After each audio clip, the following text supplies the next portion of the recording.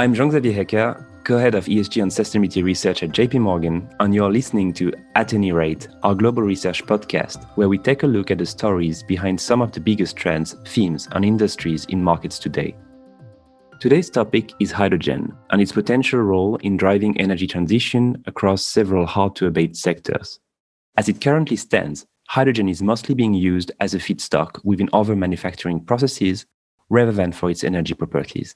Yet, hydrogen versatility makes it an ideal energy vector, meaning it can be used to produce, store, move, and use energy in different ways.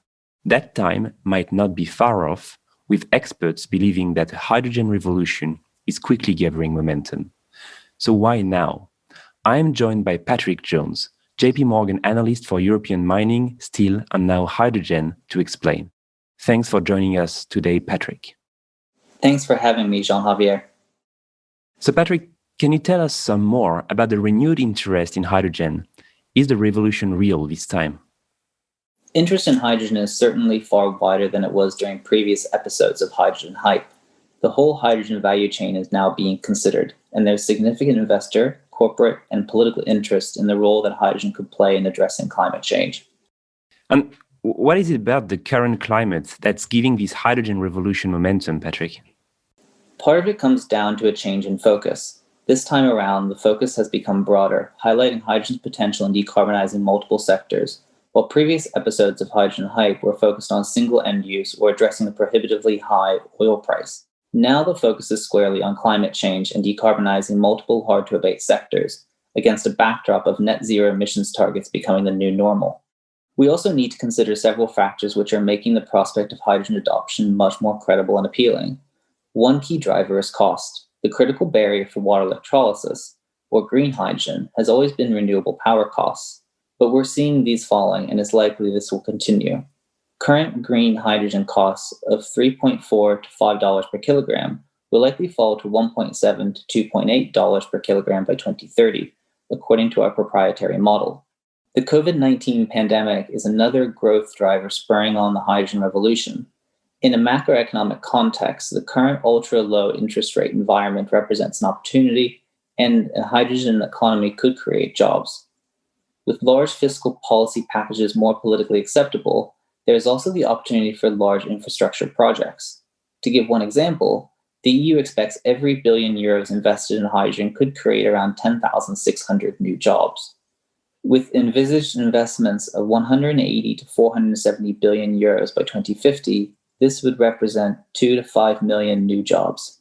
A third important driver is policy, with political announcements bringing hydrogen back onto the agenda, showing it to be more than just hype.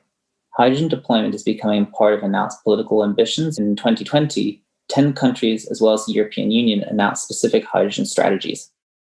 Indeed. Picking up on the topic of policies, a change in scale can certainly be observed. Investment pledges have been assisted by the availability of large COVID-19 recovery packages. We estimate 15 individual countries have announced envisaged investment, both public and private, for a total of $71 billion.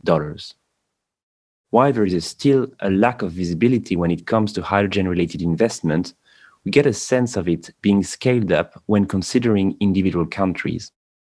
In France, for example, approximately 300 million euros were spent on hydrogen pilot project, R&D, and support for SMEs active in hydrogen over the last 10 years.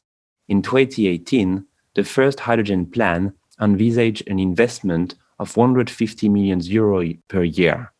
However, the updated hydrogen strategies envisage an investment of 7.2 billion euros over the 2020 to 2030 period, with already 2 billion earmarked as part of the COVID-19 recovery package. In Germany, 700 million euros in funding was approved under the National Innovation Programme on Hydrogen and Fuel Cell Tech between 2006 to 2016. Under the Package for the Future in 2020, it was announced that 9 billion euros would be spent over the next 10 years. This shows the potential there is in hydrogen, but it's still very early days. Patrick, can you talk to us a little more about some of the challenges that could be faced along the way? Green hydrogen costs are falling, but regional differences will be critical. Blue hydrogen, which involves capturing and storing the CO2 produced from steam methane reforming, could play a transitional role in the US. Transportation is also certainly a factor to consider. We don't expect pipeline transport costs to be a major hurdle, but seaborne transport costs, likely in the form of ammonia, will be likely far higher. Nevertheless, hydrogen adoption could be more challenging across certain sectors. We expect other energy storage options could remain lower cost than hydrogen for grid-scale energy storage. We estimate that passenger fuel cell electric vehicle costs would need to fall by around 45% to be competitive compared to vehicles with an internal combustion engine. Of course, while hydrogen is looking to be an ever more credible option, investors are still doubtful over whether it will be another bubble with the potential to burst. Investors should also be wary of over-optimism, which we sometimes describe as greenwashing, given that hydrogen adoption for some end uses appears to be more challenging and less economical than other low-carbon options. There is still a dilemma for investors seeking to capitalize on hydrogen. Invest in small, higher-risk hydrogen pure plays, or invest in major corporates where hydrogen is still relatively immaterial from a profit perspective. Patrick, as an analyst specifically covering mining and steel, can you actually tell us more about how hydrogen might have a role to play in these sectors? Certainly. The global mining and steel sectors represent around 12% of global greenhouse gas emissions. Hydrogen offers a potential fuel source for decarbonizing several areas in the sector, particularly steel production and heavy-duty trucks in mining operations. Furthermore, the rapid adoption of platinum-intensive fuel cell vehicles could present upside risk to long-term platinum demand and help offset demand losses from internal combustion engine diesel vehicles.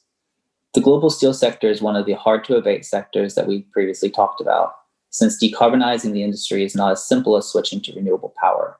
Hydrogen reduction of iron ore offers one solution, which is quickly gaining traction with steel producers and iron ore majors, particularly in Europe.